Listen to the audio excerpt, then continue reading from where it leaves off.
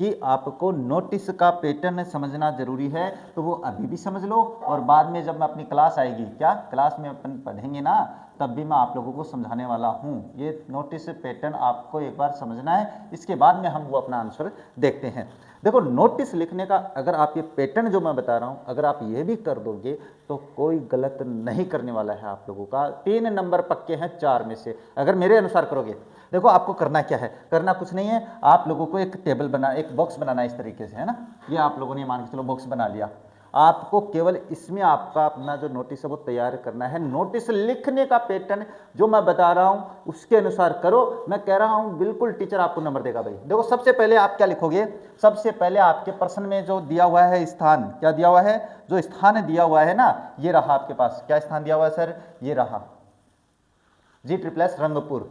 तो ये जो स्थान है वो आपको कैपिटल लेटर में लिखना है। कहां पे लिखना है, ये आपको लिखना है यहां पे, कैपिटल लेटर में लिखेंगे। तो मैं यहां पे लिख देता हूं G++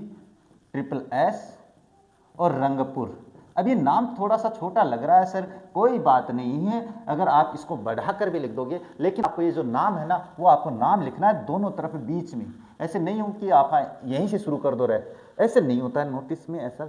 ये छोटी बात ध्यान रखोगे तो 100% है, मान के चलो गुरुजी बिल्कुल खुश हो जाओगा, थाने देखता नहीं खुश हो जाओगा रहे। अब ये लिख दिया हमने, इसके नीचे क्या लिखेंगे सर, इसके नीचे आपके इस तरीके से है तो लेफ्ट हैंड की तरफ डेट लिखेंगे। क्या लिखेंगे, यहाँ पे लिखेंगे डेट। और ये डेट लिख के नहीं लिखना है, डायरेक्ट अपन दिनांक लिखेंगे। जैसे अपनी तारीख जो है ना वो लिखेंगे, तो आपके पास हो गई 19 अक्टूबर 2025, ये तारीख है, तो ये तारीख लिख दी। अब आपकी एग्जाम 2026 में होने वाली है तो 2026 लिखेंगे देंगे, अपनी क्या दिक्कत है। जब आपके पास फरवरी में एग्जाम होगी तो वो लिख देंगे। अगर आप ये डेट का फॉर्मेट इस तरीके से नहीं लिखना चाहो तो आप ये भी लिख सकते हो, अक्टूबर 19 2025, और इसी फॉर्मेट में लिखना है। इसके अलावा फॉर्मेट लिखोगे ना, जैसे अपने पास ये लिख दिया है ना, आपका फॉर्मेट यही ज़्यादातर यही रहता है ना। ये फॉर्मेट नहीं लिखा जाता है, ना तो लेटर में लिखा जाता है ना नोटिस में लिखा जाता है। ये छोटी छोटी बातें ध्यान रखोगे तो कहते हैं ना कि छोटी छोटी बातें वो आगे जाके बहुत बड़ा प्रभाव डालती है। आप लोगों ने पढ़ा है अंटार्कटिका लेसन में। अब इसके नीचे क्या लिखेंगे सर, तो इसके नीचे मैं बता देता हूँ, एक बार ये हटा देते हैं अपन, यहाँ पे मैं उसमें समझा दूंगा दोबारा, है ना। डेट मैंने लिख रखी है, इसके नीचे आपको लिखना है नोटिस कैपिटल लेटर में। जैसे मैंने ये लिख दिया, ये भी आपको बीच में लिखना है, इसको अंडरलाइन करना है। इसके नीचे आप क्या लिखोगे, इसके नीचे लिखोगे सब्जेक्ट, है ना। इसके नीचे मैं एक बार यहाँ पे सब्जेक्ट लिख देता हूँ, सब्जेक्ट डायरेक्ट लिख के दिखा देता हूँ। आज हम पढ़ने वाले हैं एक बार एट ट्री प्लांटेशन कैंप, यानी ट्री, तो इसको भी कैपिटल लेटर में लिखेंगे, ट्री प्लांटेशन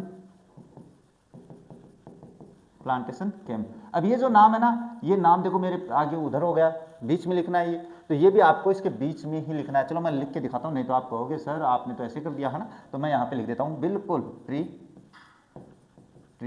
प्लांटेशन। ये आपको थोड़ी बातें ध्यान में रखनी है ना, ये ध्यान में रखोगे तो ही तो आपके नंबर आएंगे।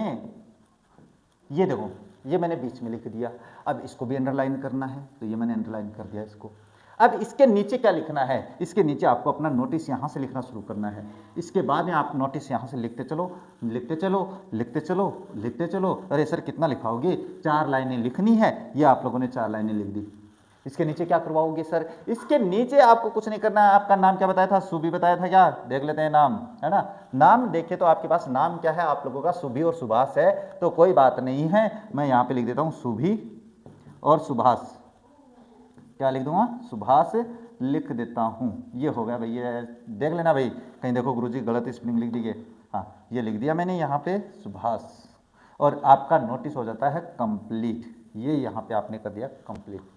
इस तरीके से आपको अपना नोटिस बनाना है।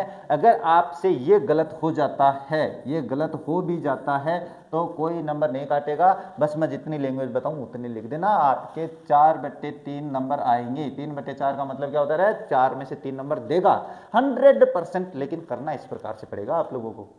आपसे ये नहीं आ रहा है सर आपने पढ़ाया वो तो आया ही नहीं, तो आप इस तरीके से तो बना ही सकते हो, इतना तो दिमाग है ना।